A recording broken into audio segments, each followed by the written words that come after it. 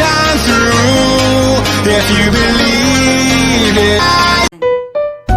Cold, flu, and sore throat.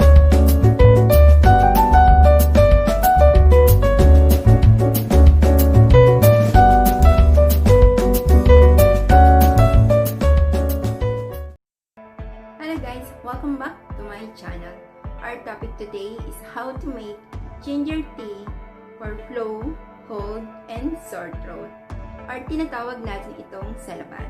Dahil sa malamig ngayon, marami ang nakakaranas sa atin ng pananakit ng lalamunan, sipon, at ubo. So ipapakita ko sa inyo guys kung paano ang paggawa ng ginger tea. Ginger tea na nagawa ko. For cold, flu, and sore throat. Ayan siya.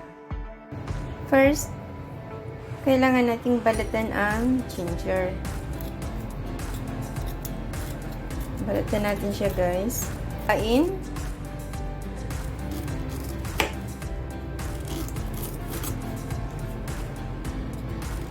Luwain natin siya.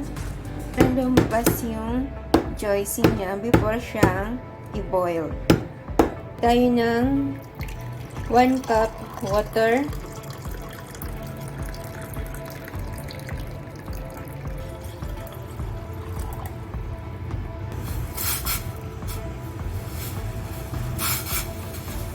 Hold it for 3 to 5 minutes.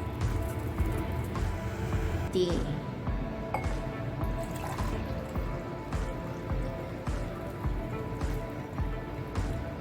Ayan. Lalagyan siya natin ng honey. Ayan. At tayo ng lemon.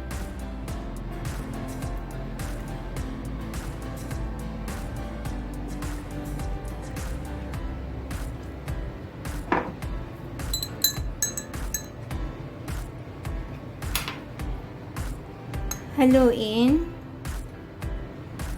Nagawa nating ginger tea.